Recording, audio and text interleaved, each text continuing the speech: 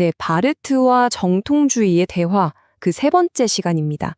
지난번에는 우리가 폴라누스라는 한 거인의 신학적 건축물을 살펴봤죠. 그런데 오늘은 좀 다릅니다. 한 개인이 아니라 17세기 개혁신학의 합의, 그 집단적 목소리라고 할 수 있는 라이덴 요강을 마주하게 됩니다. 맞습니다. 바로 이 책, 더 순수한 신학 요강, 우리가 흔히 라이덴 요강이라고 부르는 텍스트죠. 이건 그냥 오래된 교리서가 아닙니다. 도르트 총회 이후에 우리의 신학이란 이것이다라고 선언하는, 말하자면 하나의 선언문 같은 거였어요. 바르트에게 이 책은 뭐랄까 박물관의 유물이 아니라 자신의 신학을 단련시키기 위한 아주 중요한 스파링 파트너였던 겁니다. 오늘 이야기는 그래서 하나의 변증법적 여정처럼 펼쳐질 겁니다. 먼저 이 정통주의라는 견고한 요새, 즉 정립이 무엇인지 확실히 세워보고요. 그 다음엔 바르트가 이 요새를 어떻게 비판적으로 읽어냈는지 그 반정립을 살펴볼 겁니다. 그리고 마지막에는 이 둘의 치열한 대화 속에서 어떤 새로운 종합이 탄생하는지 함께 따라가 보시죠. 자, 그럼 변증법의 첫 단계, 정립부터 시작하죠. 이 라이덴 요강이라는 요새가 과연 어떻게 생겼는지부터 봐야 합니다. 도르트 총회라는 큰 전쟁을 치르고 나서 우리의 정체성은 이것이다 라고 선언하기 위해 세운 아주 중요한 보루였거든요. 이 책의 가장 큰 특징은 보시다시피 저자가 한 명이 아니라는 점입니다. 폴리안더, 리베, 발레우스, 티시우스, 이 네 명의 당대 최고 신학자들이 함께 썼다는 건 이게 개인의 의견이 아니라 공적인 합의라는 걸 선언하는 거죠. 단순히 알미니우스주의를 막기 위한 방패가 아니라 앞으로 신학도들과 목회자들이 배울 표준 교과서, 즉 개혁신학의 정체성 그 자체를 담으려고 했던 겁니다. 자, 이렇게 17세기에 세워진 견고한 신학적 요새가 있습니다. 그런데 여기에 20세기의 거인 칼바르트가 등장하는 거죠. 그럼 질문이 생깁니다. 바르트는 이 막강한 전통의 요새를 어떻게 대했을까요? 그냥 무시했을까요? 아니죠. 바르트에게 이 요새는 결코 돌아갈 수 없는 반드시 정면으로 마주해야 할 대상이었습니다. 왜냐하면 근대 자유주의 신학이라는 모래성 위에서는 신학을 다시 세울 수 없다고 봤기 때문이죠. 그래서 그는 신학의 뿌리를 찾기 위해 이 정통주의라는 단단한 지반과 다시 대화해야만 했습니다. 이건 단순한 비판이 아니었어요. 잃어버린 신학의 유산을 되찾기 위한 필사적인 만남이었던 거죠. 바로 그겁니다. 바르트는 이 정통주의의 정교함에 분명히 경외를 표했습니다. 하지만 동시에 아주 위험한 지점을 본 거죠. 뭐냐면 살아있는 하나님의 말씀, 그 계시의 역동성이 교리 체계라는 틀 안에 갇혀버릴 수 있다는 위험이요. 그래서 부패의 문턱이라는 강한 표현을 쓴 겁니다. 살아있는 말씀이 아니라 죽은 교리 원칙이 되어버리는 그 순간, 그 스콜라주의적 경향성을 아주 날카롭게 포착한 거죠. 자, 그럼 이제 구체적인 논쟁의 장으로 들어가 보죠. 첫 번째 격전지가 바로 성경론입니다. 여기서부터 바르트와 라이덴 요강 사이에 그 팽팽한 긴장감이 아주 선명하게 드러나기 시작합니다. 네, 먼저 정통주의의 입장을 보죠. 라이덴 요강은 성경의 권위에 대해 아주 강력한 주장을 합니다.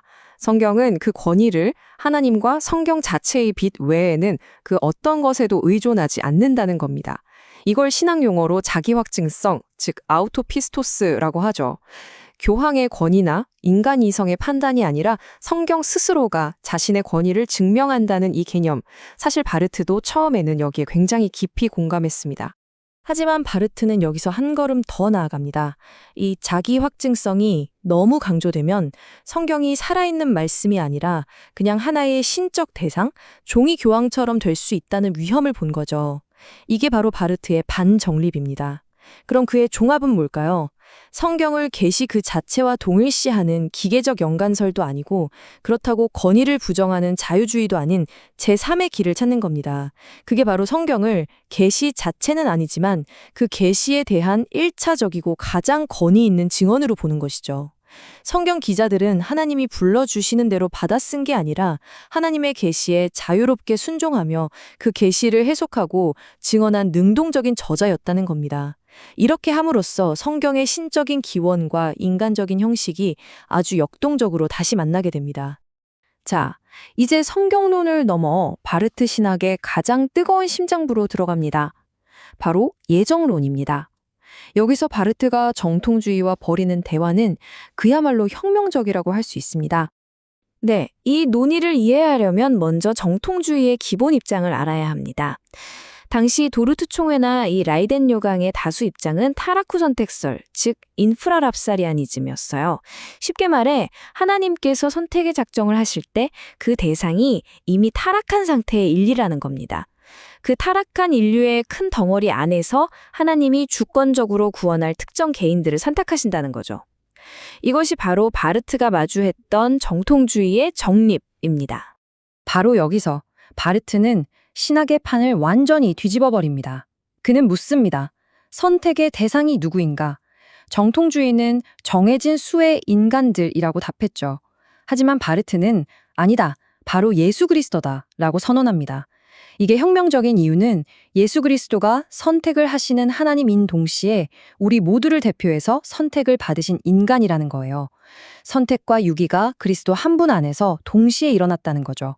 이렇게 되면 예정론은 더 이상 우리 운명에 대한 어떤 추상적이고 두려운 숨겨진 작정이 아닙니다. 예수 그리스도라는 인격 안에서 이미 일어난 하나님의 구체적인 자기 결정에 대한 복음이 되는 겁니다. 우리는 그리스도를 봄으로써 우리를 향한 하나님의 선택, 그 은혜로운 얼굴을 직접 보게 되는 거죠. 교수님 말씀을 듣고 보니 지난 챕터에서 다뤘던 폴라누스와의 대화와는 차원이 다른 이야기네요. 폴라누스에게는 주로 그 스콜라적인 구조나 방법론을 문제 삼았다면 지금 라이덴 요강과의 대화에서는 예정론이라는 교리 자체의 주어, 그 핵심 내용 자체를 바꾸고 있는 거잖아요. 이건 정말 시스템 전체를 재편하는 작업이라고 봐야겠군요. 정확히 보셨습니다. 그리고 바로 이 지점이 많은 바르트 연구에서 간과하는 부분이에요. 17세기 라틴어 원전들을 직접 파고들지 않으면 바르트가 얼마나 치열하게 이들과 씨름했는지 알 수가 없습니다. 그는 그냥 정통주의를 인용하거나 반복한 게 아닙니다.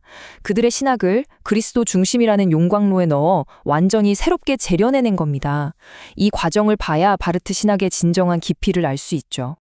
자, 이제 논의를 마무리할 시간인데요. 바르트가 전통을 대하는 이런 방식을 보면서 우리는 전통이란 과연 무엇인가 하는 더 큰 질문을 던지게 됩니다.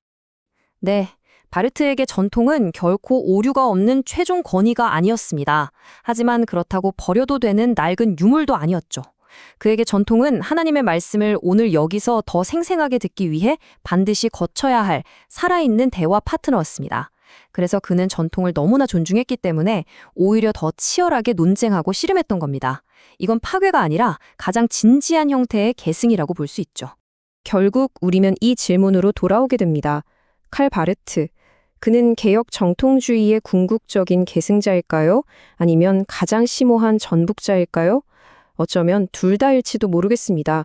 이 질문이야말로 우리 시리즈 전체를 꿰뚫는 핵심적인 긴장입니다. 오늘 논의를 바탕으로 이 질문에 대한 자신만의 답을 찾아보시는 것도 흥미로운 신학적 여정이 될 것입니다.